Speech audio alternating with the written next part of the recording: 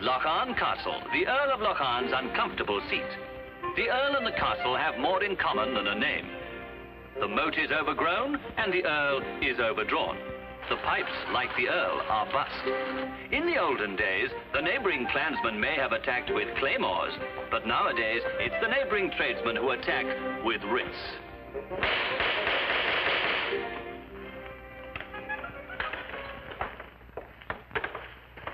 Where's the Earl?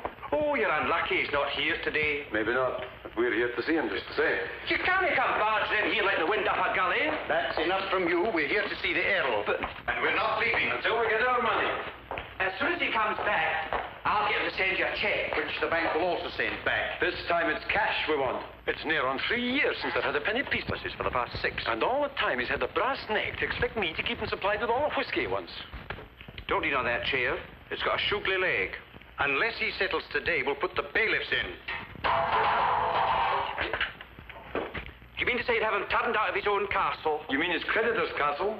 For what it's worth, we'll be well rid of him. I'd like to kick him from here to England. It's too bad even for England. What base talk is this? You traitors! Traitors? Traitors! Fools! Knaves!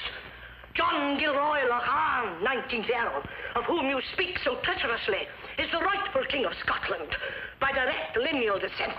And you miserable creatures come here to threaten him and to plot against him. We've only come for our money. You would betray him for gold. Renegades!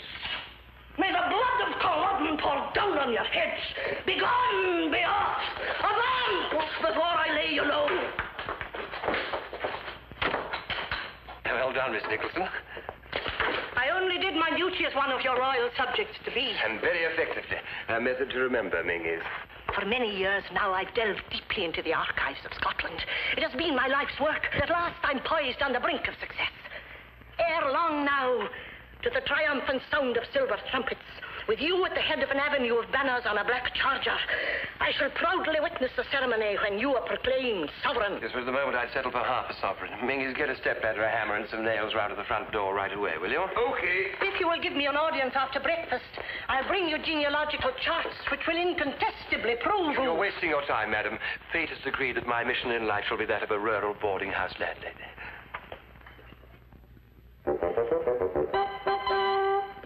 Boss, these signs I painted the other day, they've got to go up now. You've got to get some money from somewhere, somehow. Paying gifts is not enough. Well, the first thing is to find more ways of economizing. Mingus will have to go. Well, it'll mean a lot more extra work for you, won't it? It'll save me running around after him to make sure he's done his work. You're a remarkable woman, boss. Don't know what I'd do without you. When do I get my breakfast? Coming. Oh, come along. I'm hungry. What's the cereal? Crispy flakes or toasty wheat? Corny Crunch. You know I never touch Corny Crunch. Does things to my... Change it.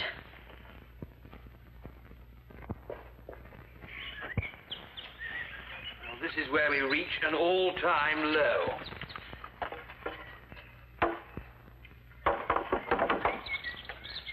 It's Kempton Park today, sir. I was wondering, would you want anything on? I hear the Aga cans are snipped for the 2:30. No, thanks. Your last snip went down. Well, it was my money you lost. Mingus, you haven't got such a thing as a smoke, have you?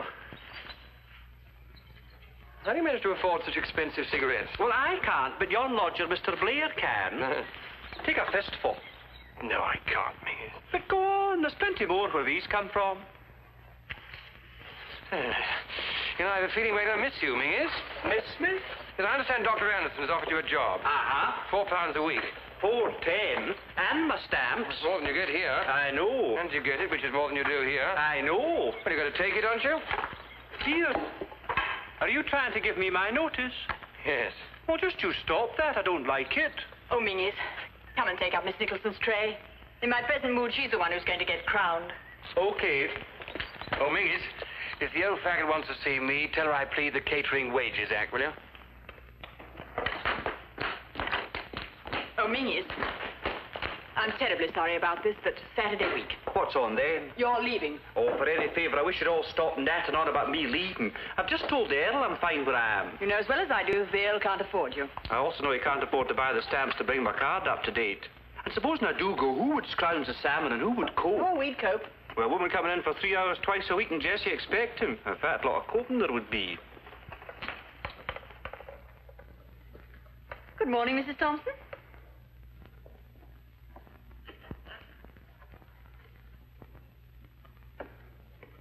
They ought to put up a statue to that woman. Oh, why? She never talks. Mingus, you know the situation as well as I do. I honestly don't think you can stay. Are there no more lodgers booked? I wish you wouldn't call them lodgers. They are lodgers, but there's no need to call them lodgers. No, there aren't. Well, here, let's get this straight. 4 lodgers at 10 guineas a week. Now, that's 42 quid a week. Do you realize what it costs the Earl to run this place? He pays out more than that in wages alone. You interest me. Why, didn't you get yours last week? No. The week before? The week before you might call a gesture. £2 on account on the Friday. Well, that's something. You borrowed 3 from me on the Saturday. Well, that's why you should stop being so big-headed and go and work for Dr. Anderson. I've told you. I'm fine where I am. It's coming to a pretty pass in this country when an employee refuses to accept notice when it's given to him. Well, if it comes to that, why do you not clear out yourself?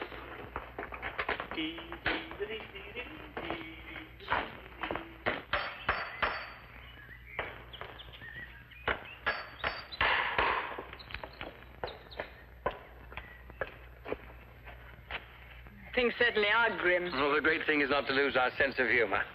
Oh, Miss Trent, I'd like to speak to you for a moment.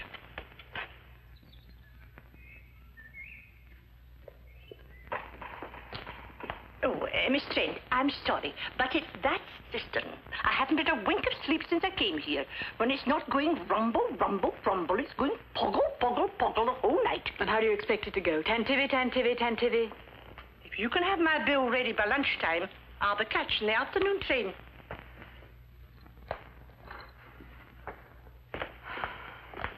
Miss Miller complaining about the cistern. What about it? It rumbles. Fair enough. So does Miss Miller. She says she's leaving today. Bang goes 10 guineas. Oh, come in.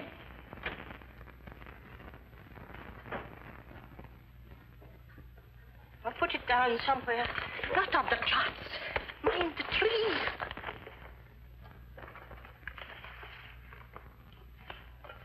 Is this haddock? Cake. Oh, What's this? it's a genealogical tree. A what? A genealogical tree. Now look. You'll see it has its roots in antiquity. and Okay, don't branches. bother. I could see it'd take a long time to explain. What's that hole in it? Oh, that, alas, is where an entire branch was chopped off at some time. During the fuel cuts, maybe. Nevertheless, intensive collateral research has indicated that whatever happened to that branch never flourished. When this parchment is revealed, it will launch the greatest epoch in Scottish history. For because of what it proves, your master will soon be enthroned in Holyrood as King John. If things go on the way they are, he'll soon be enthroned in Aberdeen jail as convict 99. Hey, Lecan! Where's Lecan? The Earl is at breakfast. He was outside just now. I saw him. Is there anything I can do? My sheets are damp. They were dry enough when I put them on. Ah. Now, Lecan, I want a word with you. Now, look, Mr. Blair, I don't mind making polite conversation with the lodgers at feeding time. I'm not here to make polite I conversation. don't even mind playing clock golf with you, despite the fact that you develop a hacking cough whenever your opponent is about to putt. What? What's that? But as far as the guests are concerned, there is one room that's out of bounds, and this is it. Even the landlady's entitled to her quiet moments. As far as I'm concerned, you can have an eternity of quiet moments. I'm leaving for the afternoon train.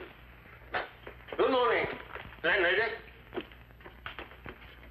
Had my timetable with me, I'd have been all right, but if you did that...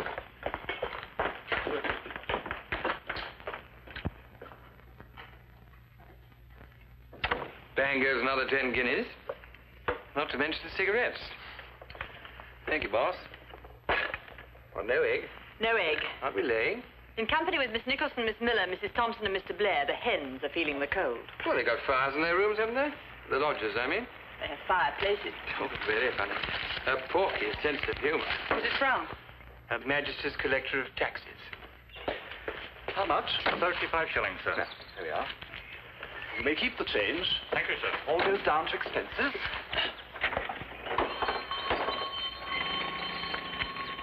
If only I could get rid of the place. You might try offering it to the nation. Yes, I doubt if the nation, even in its present confused condition, would accept it. No, I'm afraid our only hope is that idiot woman from Denver, Colorado. Mrs. Dunn. Mrs. J. Clodfelter Dunn. We haven't heard from her for ages. Do you remember the times she used to write regularly, saying their ancestors were Lockharts? Their one ambition was to live here. Even when I sent her a postcard of the place, she still wanted to live in it. Maybe she's been locked up by now. Yes, well, anyone with a name like Mrs. J. Clodfelter Dunn deserves to be locked up. There's a man to see you, sir. What? Who is it? Oh, it's okay. It's not a tradesman. Arthur Phillips, National Coal Board? What does the Coal Board want to see me about? Perhaps he's come to collect the coal bill. It's not even the Coal Board who sent a man all the way from London to collect £8, 2 and 4 pence. 5 cents. 5 pence. What's he like? Oh, he's got striped trousers and a briefcase. Looks kind of ominous. Show him into the banqueting hall, will you, Mingus? Okay.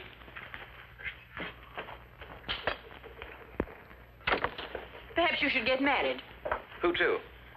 Even in these days, there must be wealthy women who'd be only too glad to marry a title. Now, look, boss, if you ever see me on a moonlight night after a couple of drambuies trapped in the corner of the conservatory with an attractive blonde, barge right in and start talking about the Russians. I'll make a note of it. Sire, Madame? I hope you're ready to receive me in audience. I'm about to receive in audience a gentleman from the coal board. Oh. You never know, he might get some coke for the boiler. I await your pleasure, sire.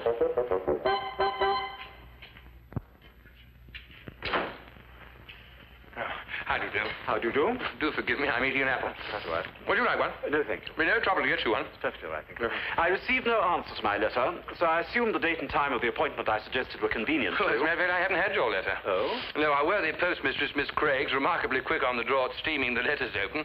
But where the old girl falls down is the time she takes to seal them up again. Oh, there. Won't you sit down? Thank you. By the way, I mean no disrespect. I hope you don't mind me not addressing you as your grace or my lord or whatever it is. You see, I'm a socialist. I hope a practical socialist. I don't believe in titles. Yes, quite all right, old chap. Neither do I. I hope you don't mind if I get on with the spot of work. It's my day for the silver.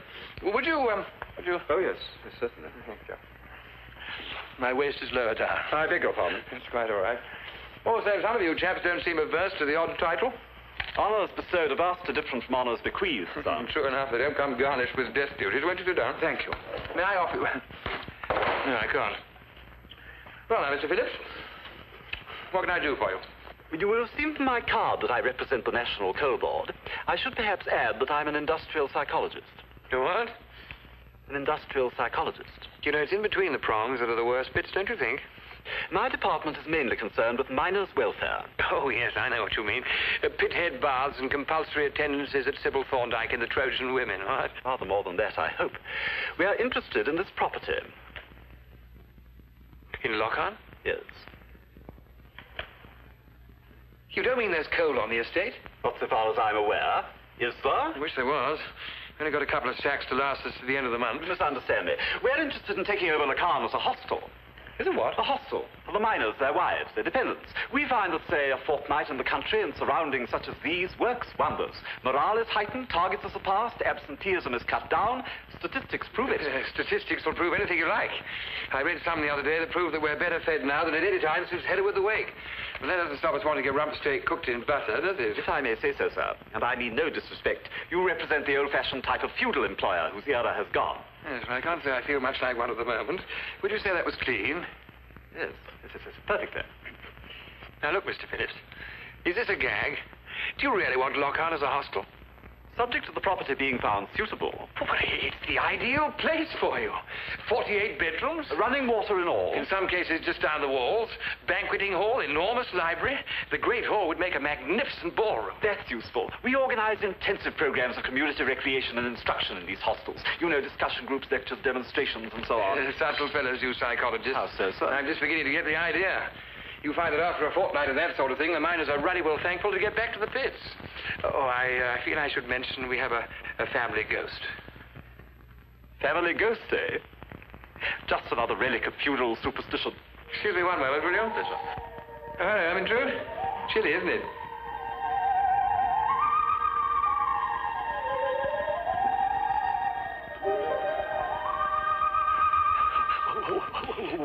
Just the ghost. She was my grandfather's mistress. I do hope the coal board will have no objection. I understand she was a liberal. Now, look after yourself. I'll be back in a jiffy. Boss, that Phillips fellow wants to buy Lock-On. What? He wants to buy the joint. He must be an escaped lunatic. No, just a civil servant. They want it for the coal board. You know what government departments are. Money's no object. There must be a catch in it. What do you mean, catch? Now, look, boss, come in and watch me get a nice fat price. I'll believe it when I see the check. Mr. Phillips? Miss Trent. How do you do? Miss Trent more or less runs the estate. I thought we ought to have her on hand in case you wanted any notes taken regarding details of the sale. Sale? Yes, of Lock-On to the coal board. We don't intend to buy it. What? We intend to requisition it. To requisition? But you can't. Oh, we can. We have the powers, you know. Indeed, I question that. The point is that you're occupying a very small part of a very large private residence. But this isn't a private residence, it's a hotel. Yes. I wasn't aware of that. Of course you weren't aware of it. It's not the first mistake the coal board have made. Why, Lock-On is a flourishing concern. Flourishing? Yes, flourishing. In the Regent Palace of the Northeast. You keep your guests hidden very successfully. I've seen none. It's all very well for you to have your doubts, but I can prove to you that he's a direct descendant of the young pretender. It doesn't surprise me. He's been pretending to have that sister seen to for weeks. I'm leaving this confounded place immediately after lunch. If anyone wants to lift, pack your bags at once.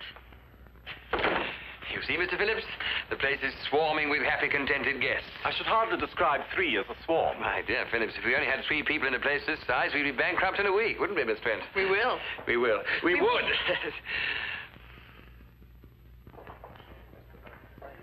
Now, you better wait here and pay close attention to what the Earl's going to tell you.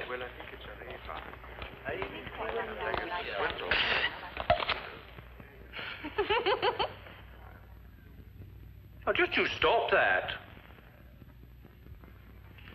Of course, you receive adequate compensation. There's a party to be shown round, sir. About 30 bobs worth. Just a minute, Mingus. Excuse me one moment, Mr. Phillips, will you?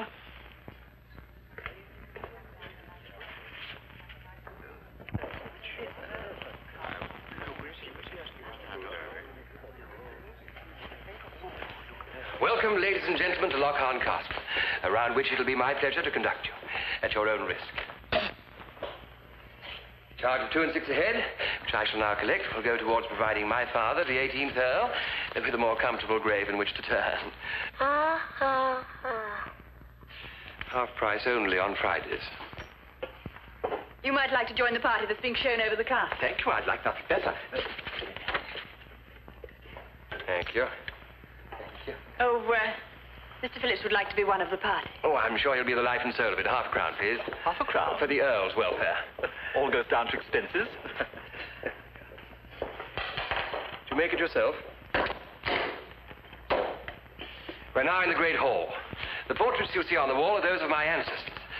The one on the extreme left here is the 3rd Earl. And judging by the amount of loot he brought back home, he was one of the most successful crusaders ever to be posted overseas.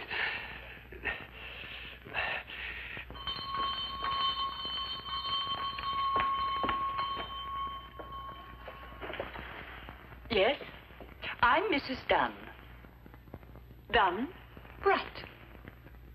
Not Mrs. J. Clodfelter Dunn. Right. Of Denver, Colorado. Right again. Can I come in? Why, certainly. Okay for the chauffeur to bring in the baggage? Yes, of course. It's a long time since we heard from you. I decided to stop writing to you about the castle and come and see it for myself.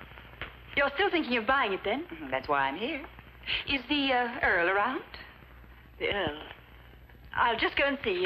Make yourself comfortable. Well, take your time. Oh, Are you a relation? no, I'm employed here. One of the hired help? That's right. The 14th Earl, one of the staunchest supporters of Bonnie Prince Charlie. Looks like David Niven to me. Isn't it perishing cold in this place? Compared with Lock-On, for comfort and convenience, the average jail is a palace.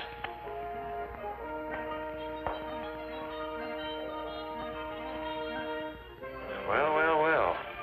Do you wish to join the party? Delighted. Come along up, will you?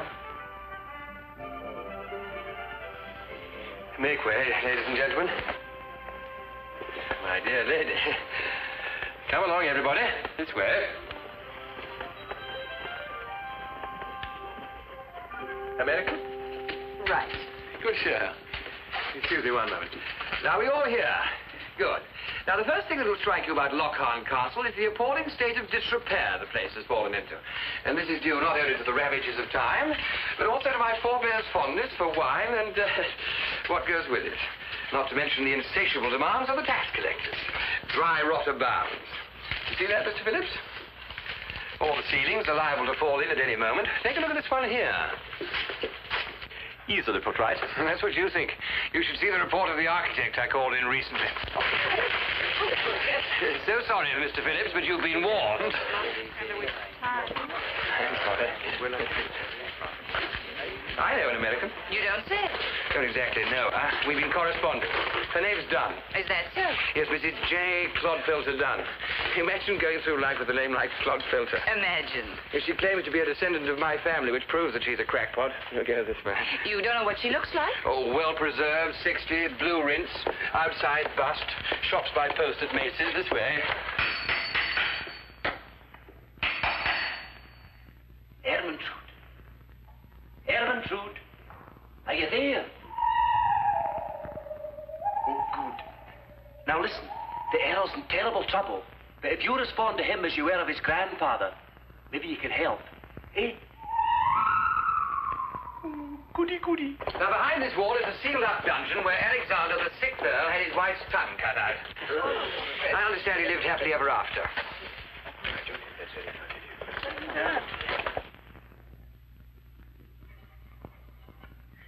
Now, you can't mistake the gowk.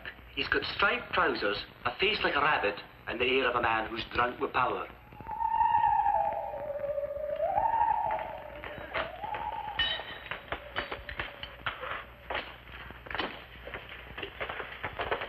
Most castles boast a haunted room.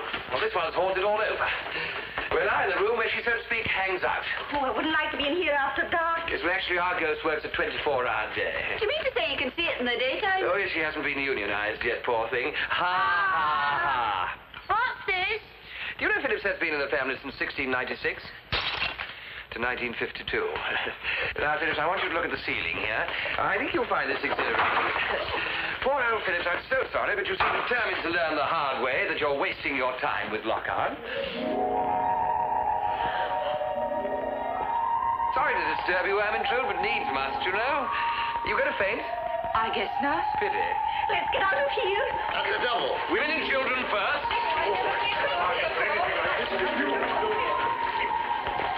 Straight ahead, ladies and gentlemen. Mind how you go.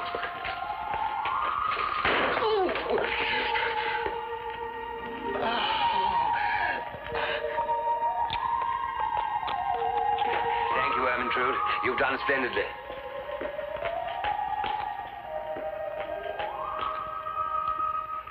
And so we say farewell to ancient Lockharn as the noonday sun floods its historic walls with gold. Rather good, don't you think?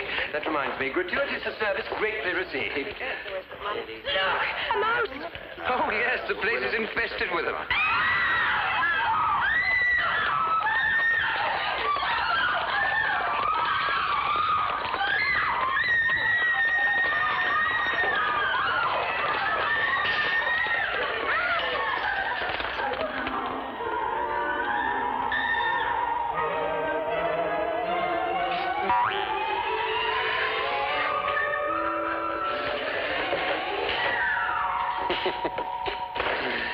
Well, now, Mr. Phillips, I take it you'll be catching the 3:30. Not at all. You're still thinking of requisitioning Lockhart, are you? Certainly. But my dear misguided old coal merchant, you've seen the state the place is in. Why, the only thing that's holding it up is the ivy. It can soon be put right. I beg of you, Mr. Phillips, think of the miners' welfare. Want to see Lockhart in the winter? It's very cold. Do you know it's so cold that she haunts in a muffler?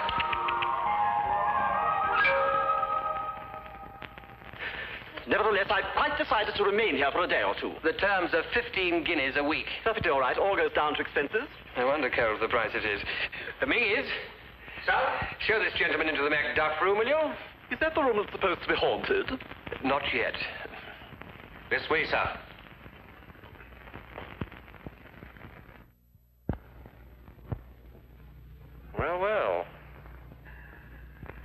I thought you, too, had fled from the mice. Me? Run from mice? You're not in a hurry, I hope. No. I can afford to spend as much time as I need. Who's he? Ninth Earl, hanged for sheep stealing. And him? Hamish, the Fifth Earl, killed in the lowlands. By the enemy? No, drink. That reminds me. What about a little drink and a chat in the library, eh? I have a room ready for you if you'd like to come and register. Mrs. Dunn? I'll be right with you. Dunn? Mm-hmm. Mrs. Dunn? Why, yes. In full, Mrs. James Clodfelter Dunn.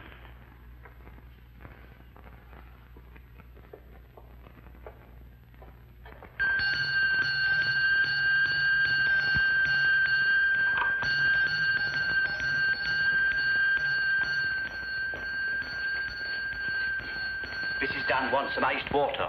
Oh, these foreigners. They're all the same with their fancy carry-ons. Besides, we haven't got any. On you go now. There was an inch and a half ice in the horse trough this morning. Go and get it when you're told. I'll take her coffee up if it's ready, Mingus. Okay, it's on the hen. Oh, Minions, fill the vases, will you? The laird ordered flowers. I've lit a fire in the room, and McGregor's taken up some more logs. Good. It'll have to be salmon for dinner. The salmon fishing season's over. There's no need to be technical, Jessie.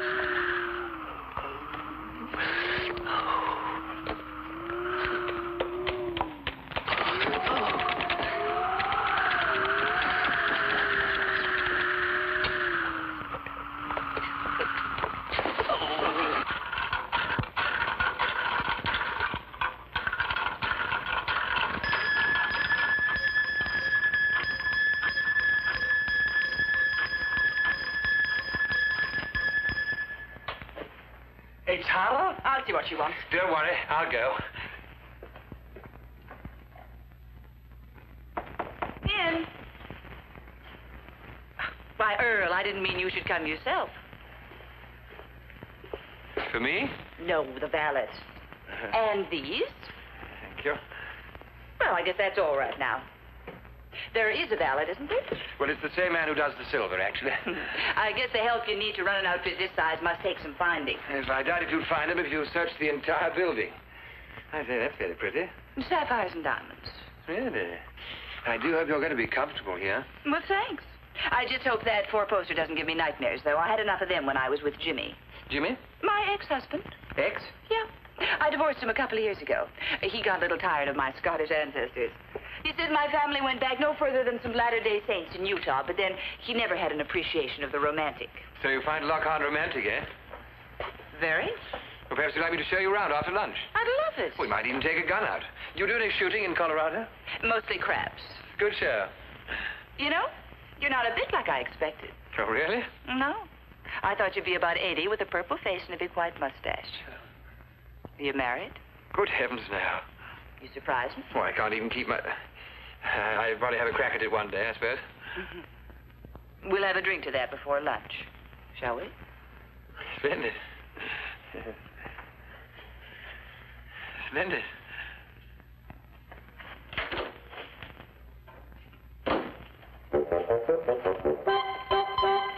When do we raise the standard? Of what? The Jacobite standard. Rally the clans. Sound the people. Set the fiery cross ablaze from Joppa to Donegal. I feel the positive reincarnation of Flora MacDonald herself. What's for lunch? Mince. Oh. Now, no turning back. Remember the 45. Press on. I'm about to do so.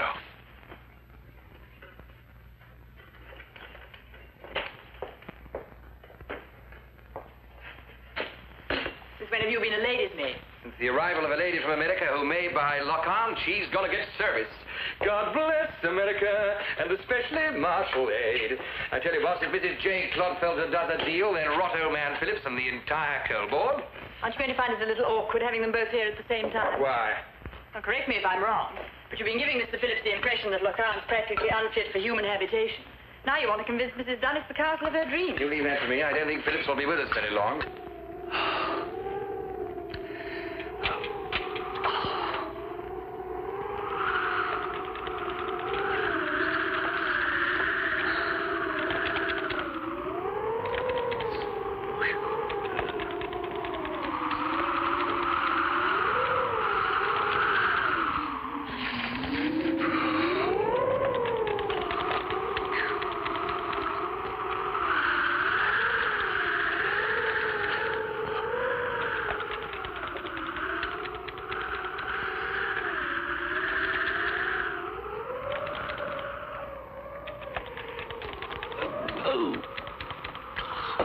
Tell me, boss, how do I press these? Up the front or down the seats? I shouldn't be too sure about Mr. Phillips. You wait. One night in the MacDuff room, he'll be asking what time the milk train leaves in the morning. Why, that room hasn't been slept in since Queen Victoria came over for a good laugh at the West Wing. If you're going to keep up the pretense of running the Regent Palace of the Northeast, you're going to look mighty short of guests. Especially now Mr. Blair and Miss Miller have gone. Don't you be so sure they have gone. Well, they left to catch the 3:30 from Aberdeen. It doesn't necessarily follow that they're going to catch it, does it?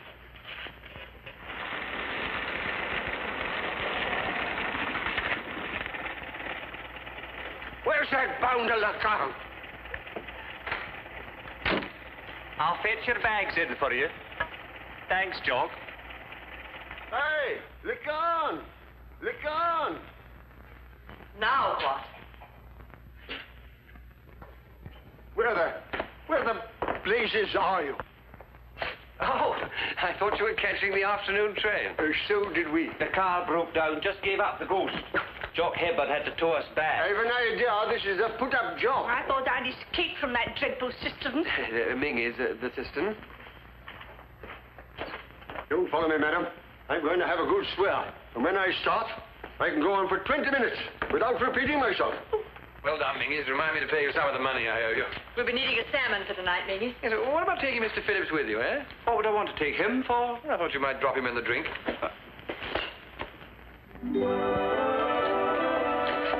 What do you shoot around here? My neighbor's grouse and predators if they come in range.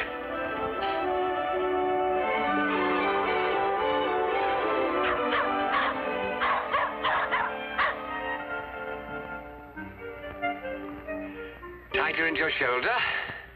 Is that comfortable? It's wonderful. That's right. Now watch carefully. Head horse.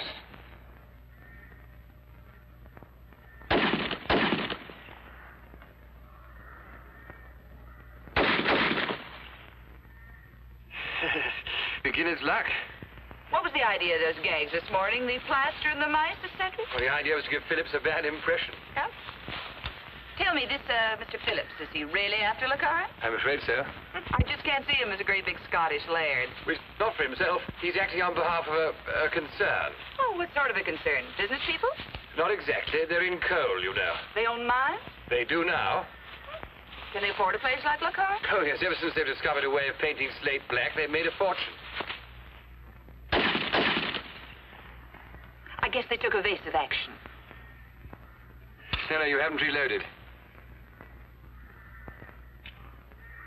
Which hole do you put them in? Allow me, will you?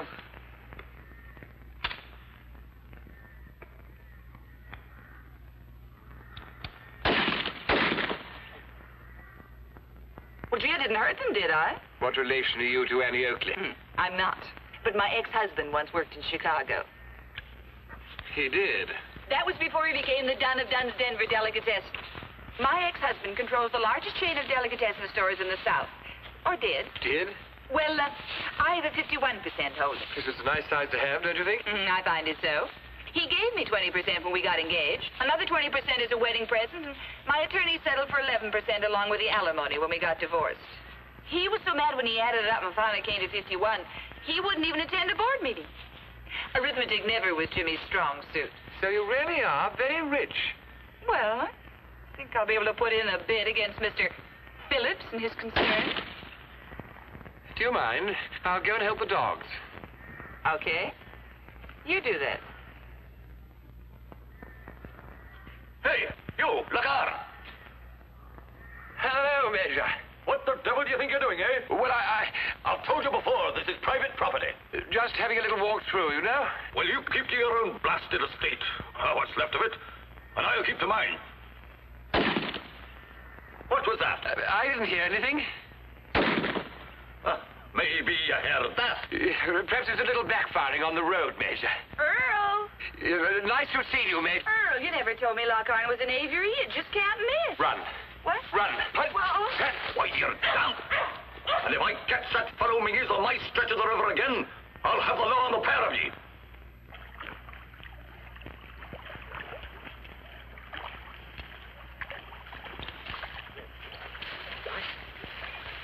Wheesht. Lass. Okay, no wheesht when you're told to wheesht. Look.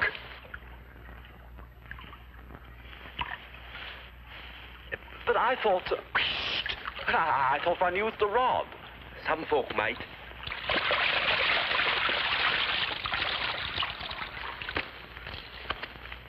Oh, there's your supper. Ready? Hey!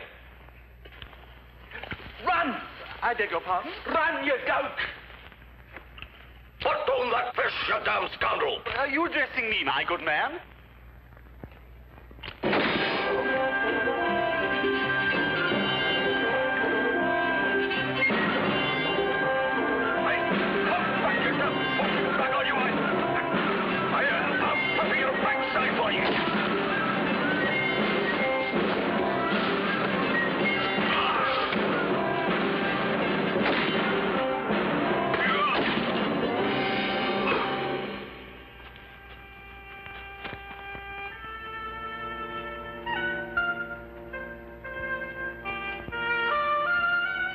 Fine day, Constable. Hey.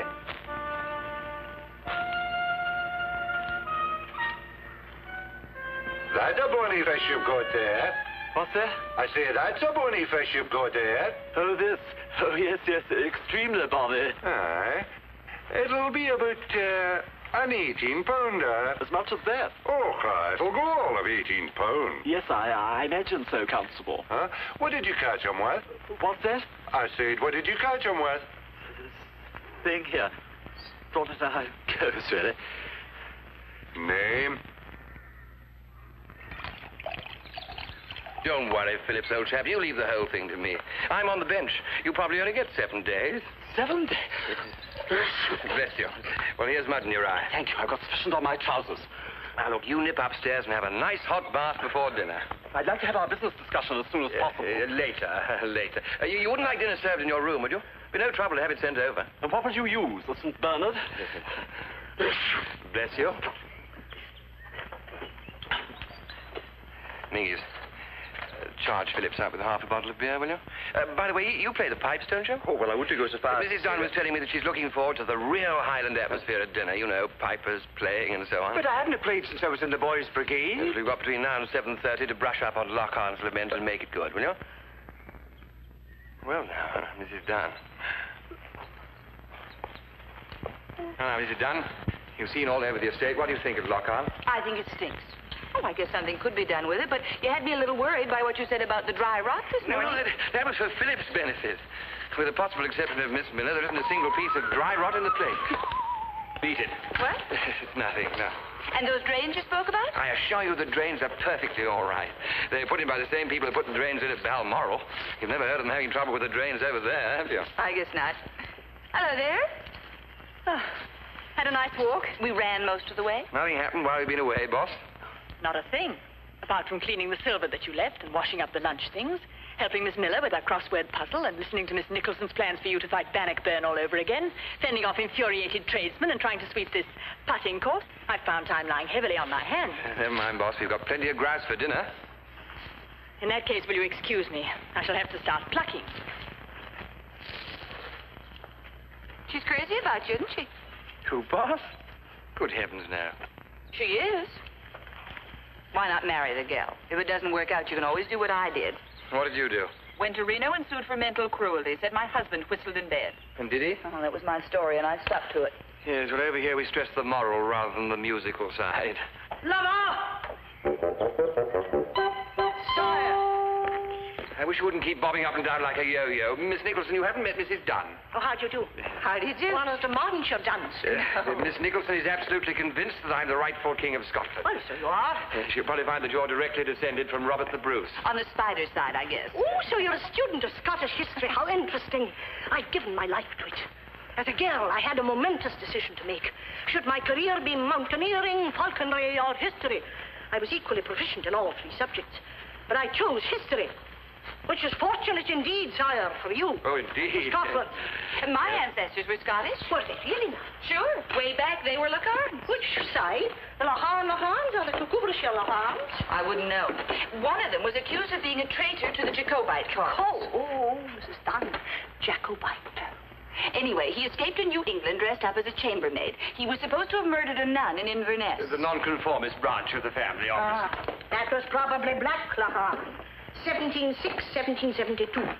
He was the sole issue of the 12th Earl and Janet Kilfinnan, on the wrong side of the blanket. No need to go into all that, is there? Oh, but it's absorbingly interesting. We must look you up in the family album. I wish you would. I have a special reason for wanting to be sure I really am a Lockhart. Oh, you leave that to me. If I happen to your lineal ancestry traced back to the reign of King Malcolm I before dinner, my name isn't Veronica Hapgood Nicholson. Is it? Certainly. What's for dinner? The salmon. Boiled or grilled? Poached. After dinner, I'm taking the bus into Aberdeen. I've called a meeting of the Jacobite Society to tell them the great news. You ought to be there. They'll want to pay you homage. Before anyone starts paying homage, would you mind paying a little attention to the Brussels sprouts? I'm going up to change.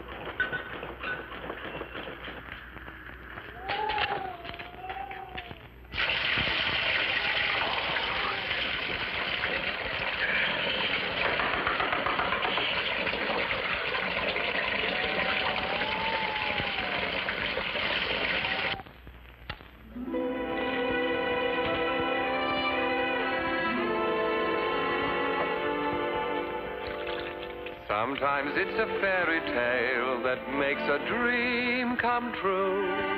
December's gray can turn to May, and the world just seems to smile at you. When spring seems to be dawning, and you sing every morning, and it seems you're walking on the ceiling.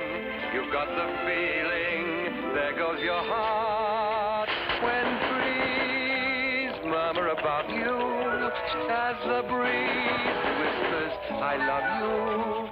When you're plucking petals from a daisy and dreams are crazy, there goes your heart. And when you're frolicking head over heels, the thrill it reveals, how lovely it feels. It's then you find you're singing a song and swinging along in a dream. For love changes the weather when love brings you together, and you never find yourself complaining because it's raining heavens above. There goes your heart, and you're in love.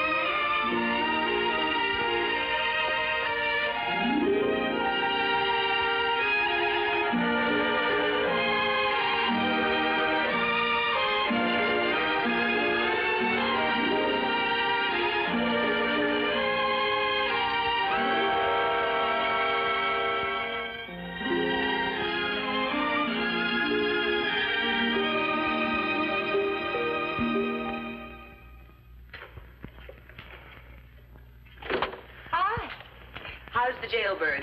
I'm looking for Lohan. This is it. I mean the Earl. Oh, he was in the bathroom. Having a bath? I wouldn't care to commit myself on that.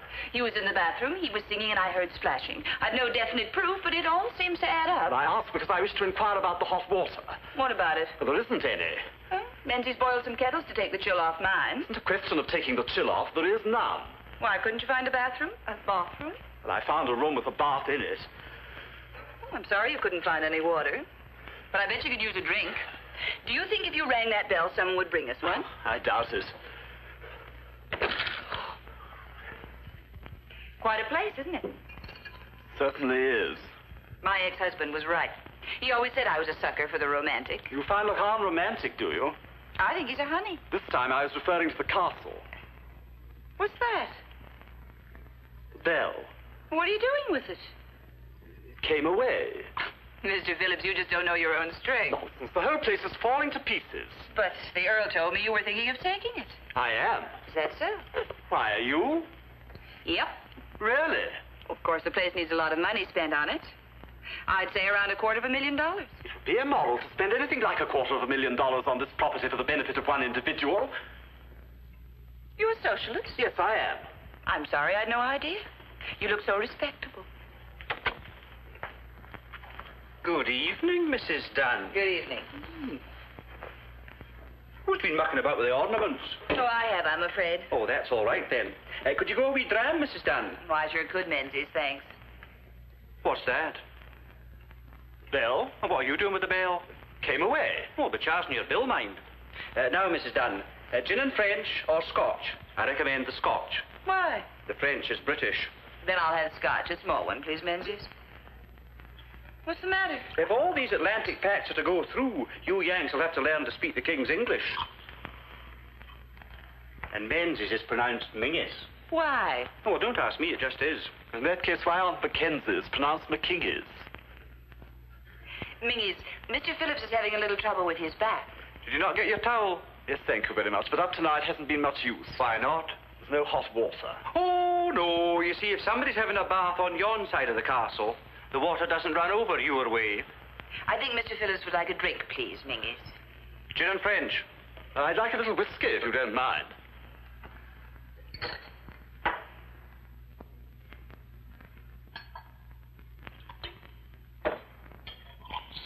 Don't drown it. Thank you. Will you pay for it now, or will I put it down your bill?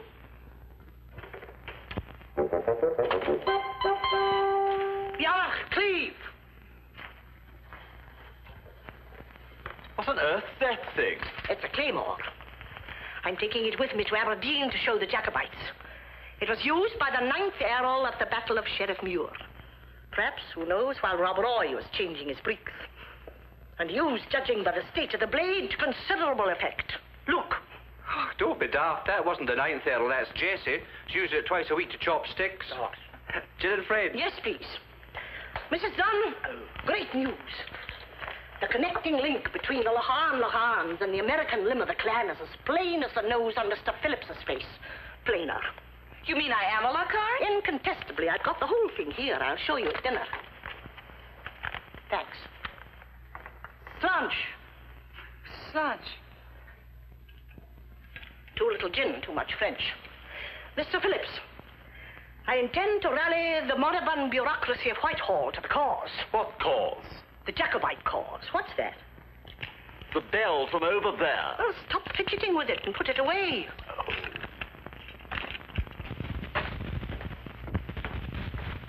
I understand that you represent a government department. The coal board, madam. And that your activities extend to Scotland. Oh, yes, indeed. Well, they won't very much longer. My? Anything wrong? Why, no. It's just that you look like $1 million. Yes, well, at the moment I prefer to look at $1 million, but thanks all the same.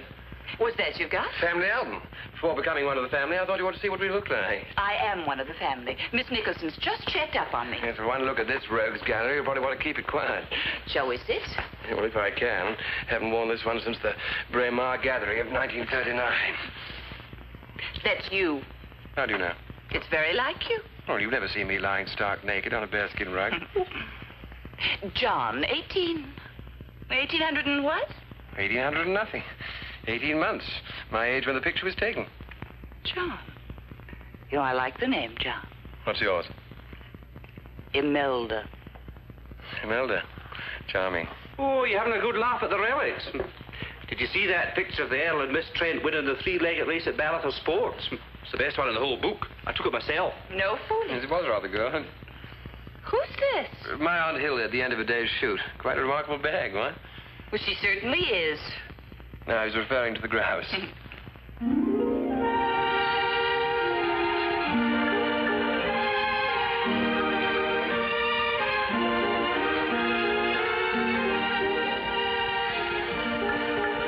know, I can't get over a nice guy like you not being married. Worries you, does it? Well, it sure does. What a waste of manpower.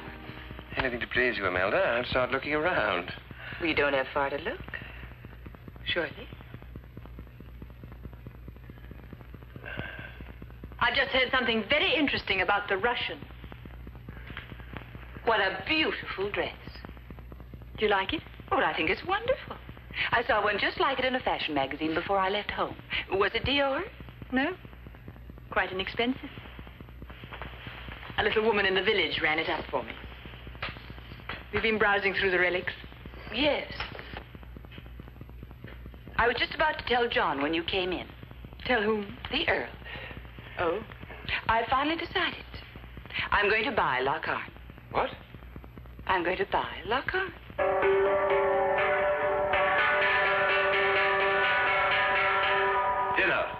Thank you, Mingus. Oh, well, Mr. Blair, will you take Miss Nicholson and Miss Miller in, please? Oh, can't I take... Oh, well, never mind. Boss, will you take in Mr. Phillips? Certainly. You're taking in Mrs. Dunn, are you?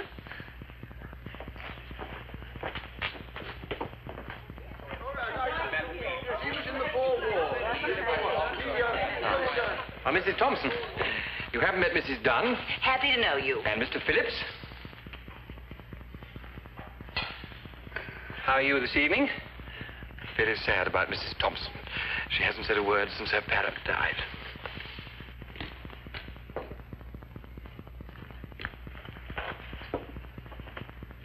We say grace.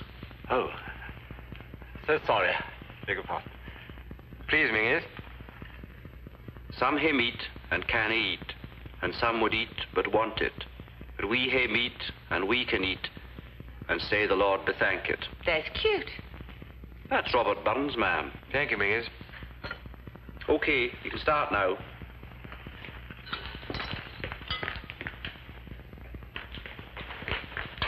If you dish up that salmon before I'm through with Lochharn's lament, I'll melt you. Oh, sig a clish McCleaver and a carry on.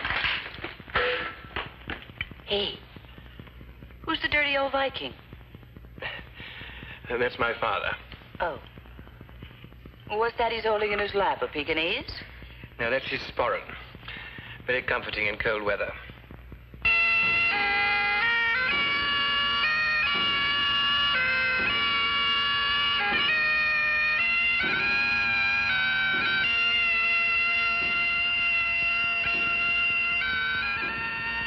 Lochharn's Lament. A tune that never fails to make my flesh tingle. Don't you agree, Mr. Phillips? My flesh has been tingling ever since I arrived here. May I offer you the...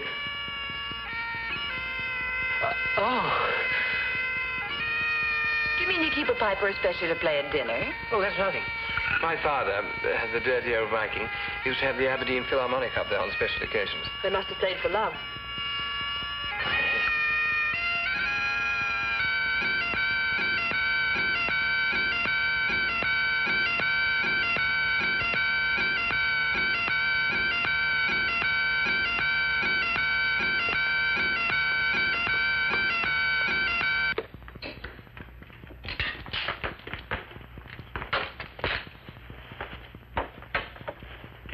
Cucumber. No, I did not. Cucumber, indeed. You'd think the moderator of the Church of Scotland were here for his dinner. Another crack like that, and you'll no be here to see the end of this banquet. Oh, oui. And now, Mrs. Dunn, your ancestry. Do you mind, Mr. Blair? No, but the chart's in the butter. Thank you. Now, here we are. Hamish Locharn of Locharn, 1712-1768, that did flee the wrath of the Jacobites, and after many bloody, many bonny fests... What are bonny fests? Rough houses. Took shippy for the Americas and there abode. God rest his soul. That's the boy. Took shippy for the Americas. What about the other brother? Yes, the one who broke into a girls' boarding school. All here, plain as a pikestar. Angus Locharn of Locharn. He was, of course, Locharn the Black. That did commit bloody murder in Inverness and escape at the gallows in the petticoats of a common... Very interesting. Go on, go on. And did join with the brother Hamish and thereafter left his kinsman in peace. And you mean they really were my ancestors? Indisputably. Their sons, of whom there appears to have been an unnecessarily large number, moved south to Arizona and carried on the Locharn family tradition by becoming cattle rustlers. Well, I feel very proud. You, Mrs. Dunn, are a direct descendant of Hector Gilroy Locharn, who was lynched by an infuriated mob in Dallas, Texas in 1864. That was just before my time. But that's wonderful. I think a toast to the latest and loveliest Locharn. Here stay us swarth like us, damn few, and they're our deed. Oh, Bobby Burns again. Robert Burns, ma'am. No, it's an old Scottish toast. Translated roughly into your language, it means, get hep who's on the level, a hell of a few, and they're all stiffs. Imelda. Mrs. Dunn. Mrs. Dunn. Well, I guess that settles it. I wouldn't let Locharn slip through my fingers now, not for all the coal sales. Would you like a little more salmon, Mr. Phillips? No, thank you. Mrs. Dunn's buying the castle. Oh, I told you she was glated. Here. Your whiskers. Oh. Miss Nicholson, you've no idea what a kick I'm going to get out of this. I think so. Before Mrs. Dunn makes any more definite plans, we have a little business to discuss. What was that? I said...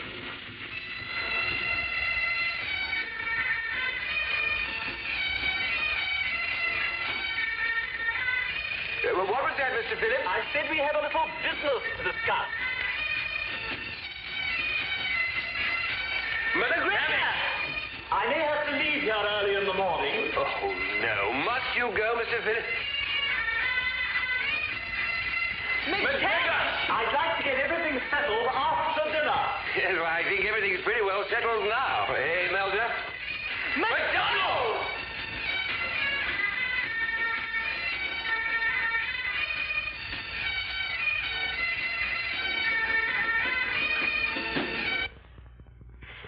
A toast to the cause.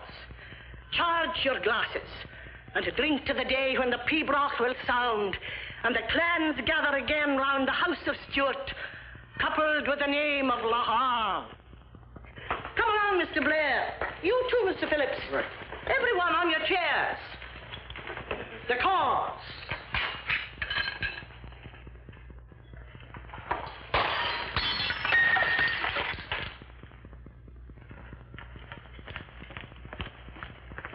Will I put the glasses on your bill, Miss Nicholson, or charge them separately? Separately. Imelda. Uh-huh. Now, look, if I can stall Phillips until the morning, what about nipping into Aberdeen tonight, seeing my solicitor, and getting the whole thing fixed up right away? Well, wonderful. Let's go. And let's take our time, huh? Mingus. Sir? Have you been listening? Oh, me, sir? Now, look, Mingus, Mrs. Dunn and I are going into Aberdeen. Ring Duncan's right away and order a car, will you? Okay. Is he to wait and bring you back or not? If you mean what I think you mean, can you imagine me doing anything like that? Yes. Where's Miss Nicholson? Gone to Aberdeen to raise the Jacobite standard. Black or white? Black, please, no sugar. And Miss Miller? I think she's reading up on systems in a plumbing manual. Thanks. Why does the Earl call you boss? I suppose he thinks I boss him. I don't. Will you mind leaving Lochcarn? Well, it's funny. We've laughed and joked about this place for so long. But? I have a feeling when I leave it for the last time, I'll very probably cry. Then why leave? I'm going to need someone around to help run the place. It obviously ought to be you. No, thank you. I think when the Earl goes, I shall go. You mean you'll be going with the Earl? If he wants me to. I guess you think I'm a pretty interfering woman. Maybe what I'm going to say will confirm that opinion. If I were you, I wouldn't bank too much on the Earl. Is there an American meaning for the word bank, which we don't have over here? You're in love with him, aren't you? Yes. Is he in love with you? No. This is none of my business, but I think you'll have to face the possibility that when you leave this place for the last time, you may be leaving not only Lochcarn the place, but also... Thank you. I am facing that. There's one other thing you're going to have to face. Oh, what's that? I've got a bankroll, but right now I'm minus a husband. Bless you. What about a spot of brandy? Thank you.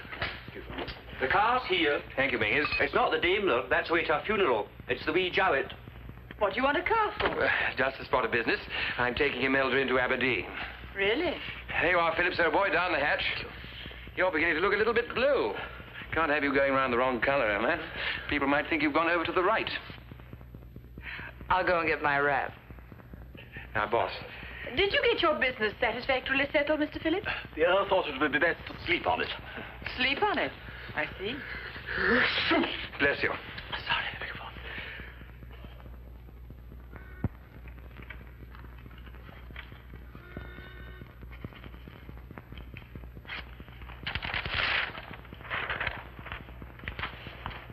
And that, Mrs. Dunn, is that. You mean it's mine? Including the ghost, who'll probably die of suffocation when you install the central heating.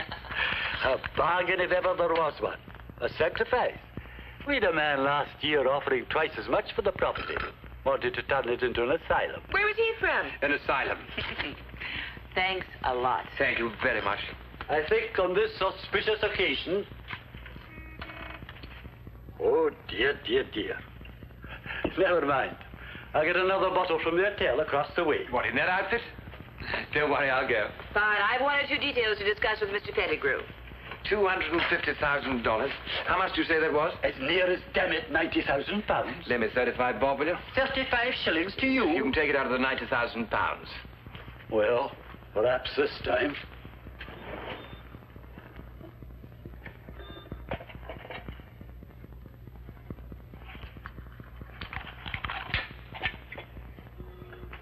But I'll be wanting 5 shillings change, mind. Okay.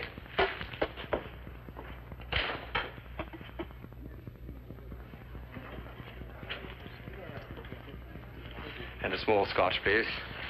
Thank you. Lord Lahan! Lord Lahan! You want me? Oh, message from the lady, sir. What lady?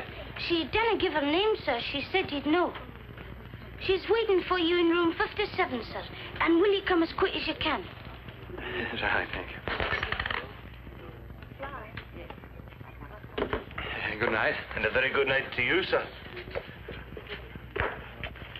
Did you get the message, sir? Oh, thank you, yes. Room 57, sir. Thank you very much. She seemed really anxious. You should go up straight away. Really? In a real state she was, sir. Was she? Good evening, my lord. Oh, good evening. You got your message? Yes, I did. And you know the room number? Yes, I do. Who would have thought it?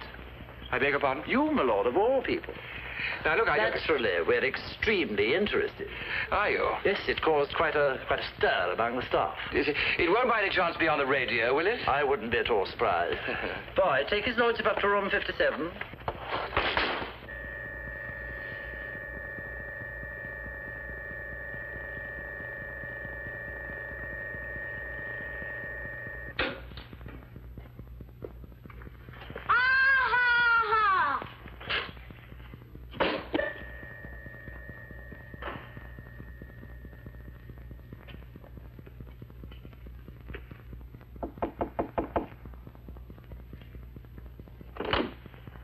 At last, sire.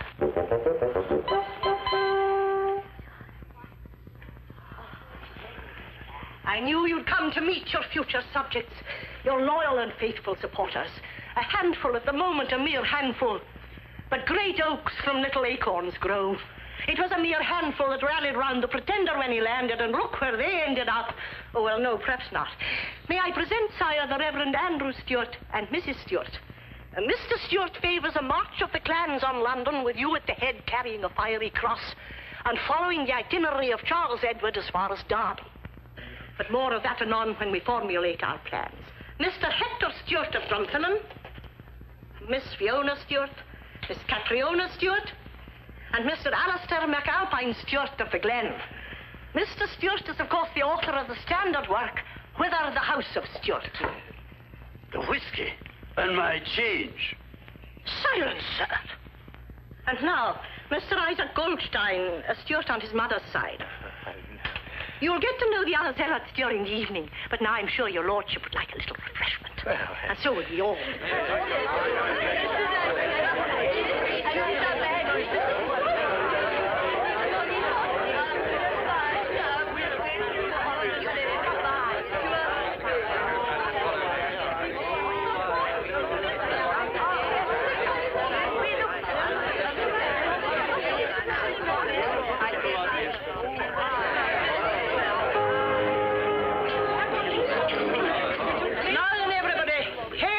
Chief.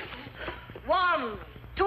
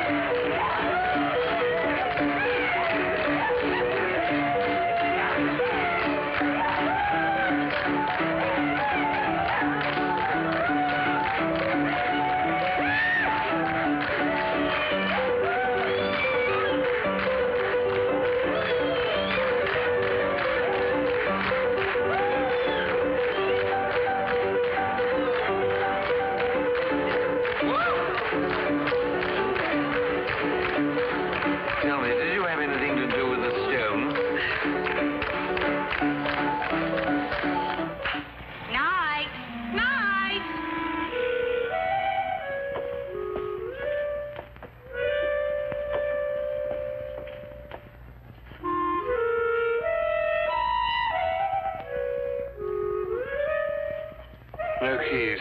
No keys? No keys.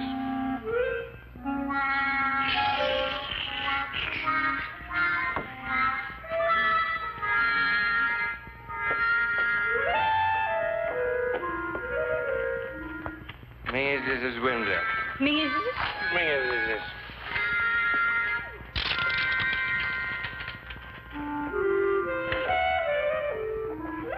What the devil do you think you're playing at?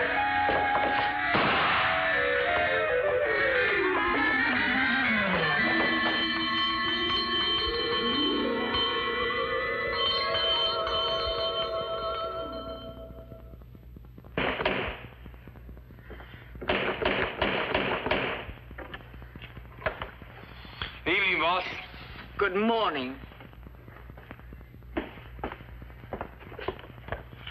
Storm brewing. How right you are. Hail to the chief who in honor advances. Scots were here where Wallace fled. Scots for Bruce have often led.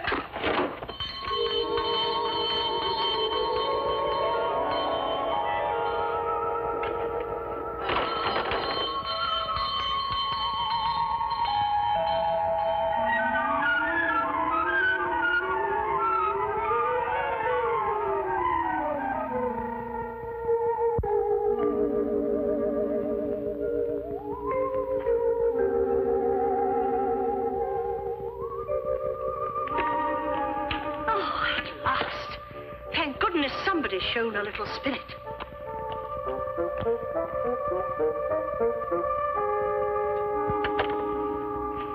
A nice little thing, rather pale.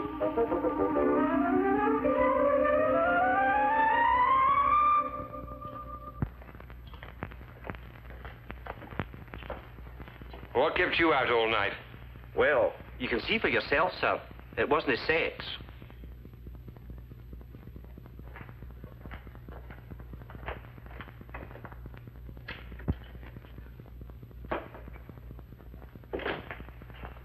Morning, boss. Good morning. Any breakfast going? What little breakfast was going has gone. And so, incidentally, of Mr. Blair, Miss Miller, and Mrs. Thompson. Suits me. You can't sit there. I haven't done that yet. Sorry. Did you sleep well? You may not remember this, but at 26 minutes past 4 this morning, I had to come down and open the door for you and your little bit of delicatessen. Sorry, I forgot my key. So you explained with grim persistence until 5 to 5. Well, you must admit that there was something to celebrate. I'm not in the mood for discussing any form of celebration this morning.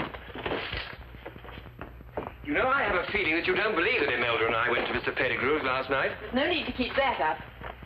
And it's news to me that Mr. Pettigrew has a chambermaid with a squint called Doris. What do you mean a squint called Doris? I mean a chambermaid called Doris with a squint. I don't know what you're talking about. When I assisted you and Mrs. Dunn to negotiate the stairs this morning, the pair of you went into hysterics over a chambermaid called Doris who apparently had a severe cast in her left eye. Now, my dear So, boss. if you want me to believe that you spent the entire night with Mr. Pettigrew, why come in giggling like a couple of silly schoolgirls over the idiosyncrasies of the North Scottish Hotel's chambermaid? You know, if you'd only sneezed during that remark, it was pompous enough even for that ghastly fellow Phillips. It may interest you to know that last night, after listening to a program called Down Lullaby Lane, that ghastly fellow Phillips said he wished he was married to a woman like me. And do you wish you were married to a man like him? He may be a bronchial bore, but at least he's not a selfish, egotistical, double-crossing, tatty example of decadent Scottish aristocracy.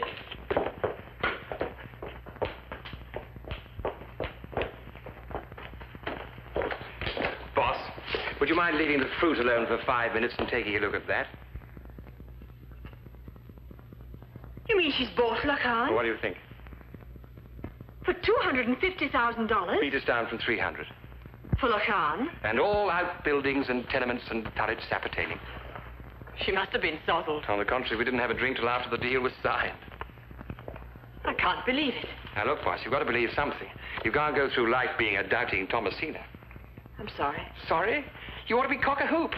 I mean, I'm sorry about not believing you. Well, I explained the whole thing to you last night if you hadn't been so hoity-toity. I wasn't hoity-toity. Oh, yes, you were hoity-toity. I've never seen anyone hoitier or toitier. Boss, steady on, boss. When does the new Chatelaine take over? End of the month. Where will you go? Cuba. Why? Always wanted to go to Cuba. Well, why Cuba? Well, if you had a chance to go to Cuba and you wanted to go to Cuba, you'd go to Cuba, wouldn't you? Yes, I suppose. Fine.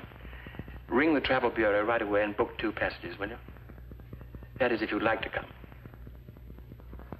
And tell me what an even slower boat than the one that goes to China. Oh, bless you. Don't bless me, boss. Bless Dunn's Denver Delicatessen. Oh.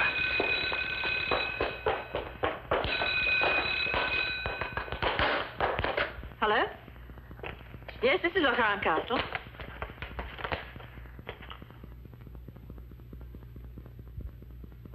Certainly, I'll see that it's collected. Thank you. Has the number 57 any special significance for you? Baked beans. Anything else?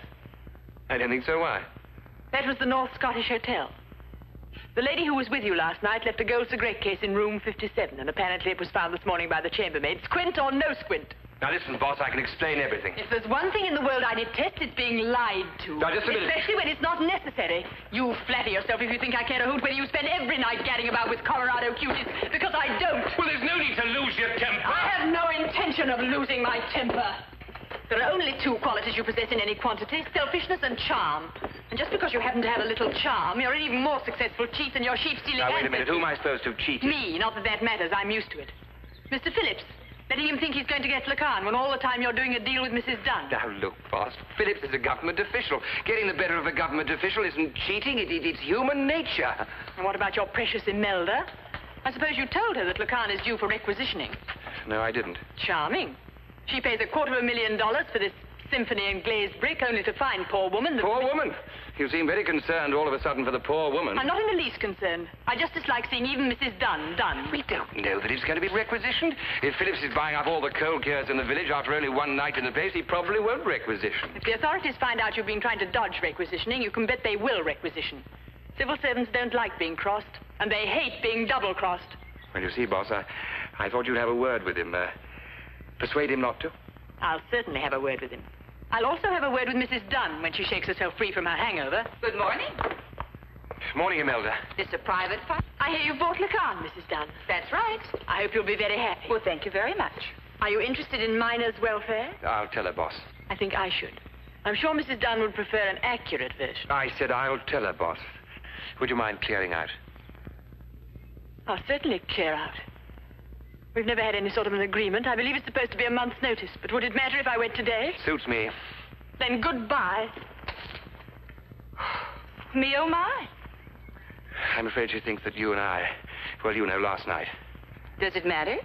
Well, I've just realized that it matters rather a lot. Imelda. Uh-huh. There's something I didn't tell you at Pettigrew's last night. Oh? What's that? There's a possibility, a very vague possibility. I don't imagine for a moment it'll happen, but there is a possibility that this place might be taken over. Taken over? Who buys? Phillips, the coal board, wanted for a hostel. Well, that's too bad. They can't have it. I just bought it. Actually, they can. Emergency restriction 227B of 1066 and all that. You didn't think to mention this at the lawyer's. I'm sorry, I should have. Oh, that's okay. Is it? Sure. I'll just take the check back, please. The check? You heard me. Supposing I paid it into the bank this morning. Wouldn't have mattered. It's post-dated the 1st of next month. So it is. You persuade that coal salesman to change his mind, and it's a deal. Until then, I'll take care of the check.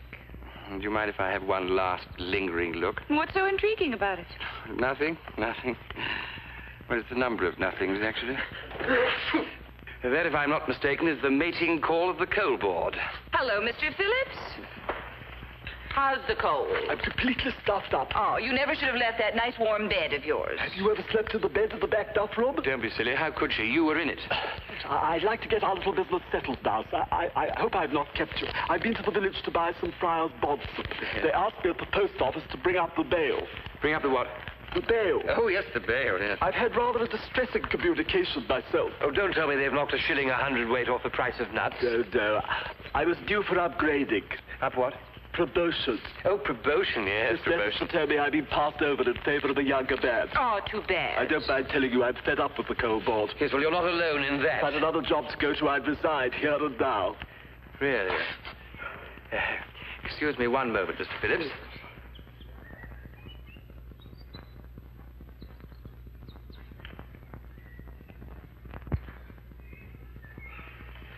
Now then, Phillips, old chap, there's only one place for anyone with a cold like yours, and that's bed. You gotta sweat it out, boy. The best stuff, Thorpe. A couple of hot water bottles and a nice hot toddy. No, thank you. I intend to leave this place as soon as the future of this property has been decided. That's exactly what I'm getting at. Mees, Jessie, come along now, Phillips, old chap. There you are. Nice hot water. Just what the doctor ordered.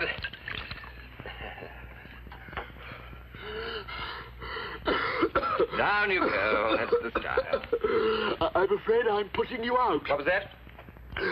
I said I'm afraid I'm putting you out. Yes, well, that remains to be seen. Now, I take it you don't find Lockharn such a highly desirable residence after all. At the moment, I find it a highly undesirable residence.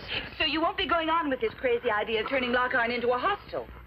Oh, yes. You mean you will requisition? Certainly. Get in there.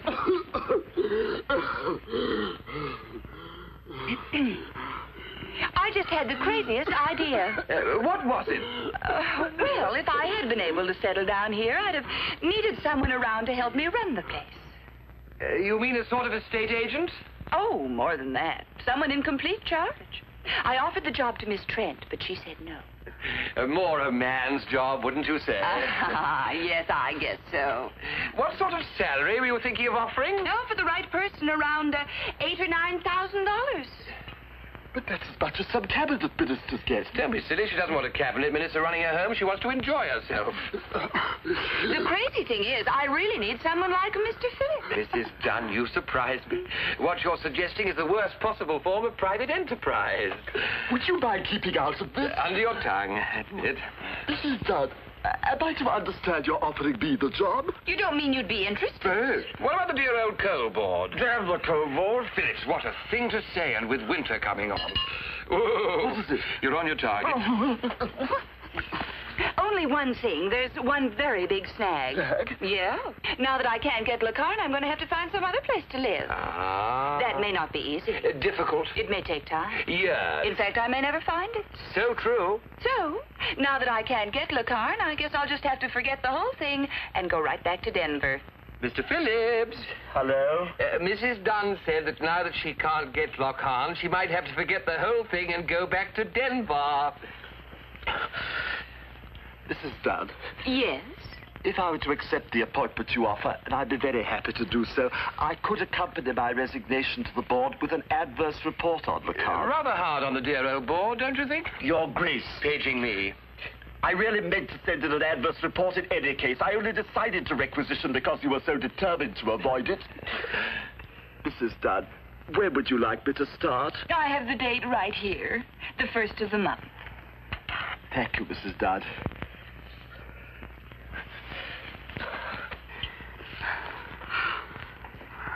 Thank you. Thank you.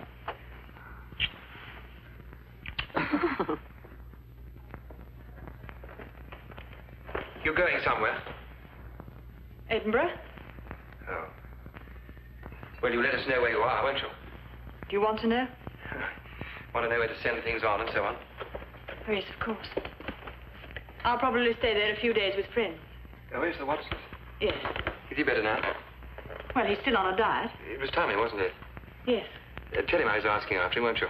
certainly. And Mrs. Watson. Yes, of course. And the children. They haven't any. Oh, by the way, I thought I'd leave you this. It must be worth at least 3 and 6. Isn't it yours? Well, it's joint property. We won it in the 3-legged race of Barrett's Sports. Remember? Boss, I'm going to ask you something I've been wanting to ask you before, but couldn't. But this check has made it possible. I suppose you wouldn't by any conceivable chance like to marry me. You've been around so long, boss, I'm afraid I've rather taken you for granted. It's only when you're in danger of losing something that you realize how much it means. You wouldn't, would you?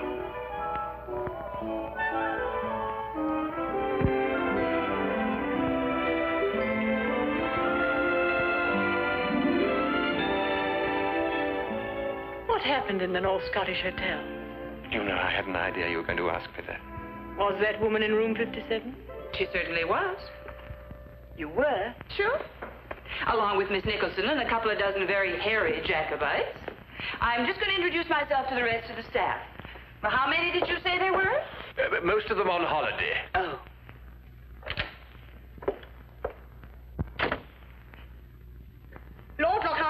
most terrible things happened. What are you doing to Miss Trent?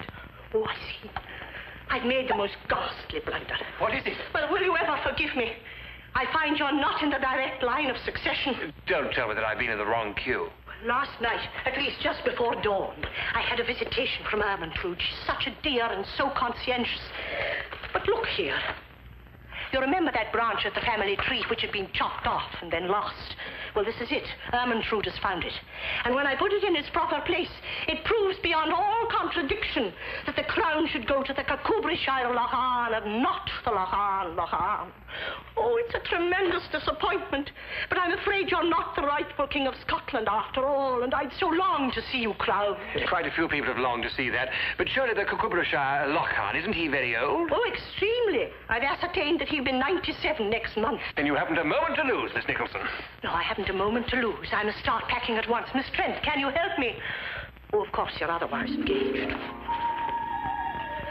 Oh, Ermentrude, you will. How very sweet of you, my dear. You know, I've taken quite a fancy to you. Would you care to come along with me as my companion? You wouldn't mind being at the top of the house, would you? And I do know quite a good medium who might well introduce you to other little ghosts of your own class. Shy wee thing. I'll have to find a little boy ghost to console her.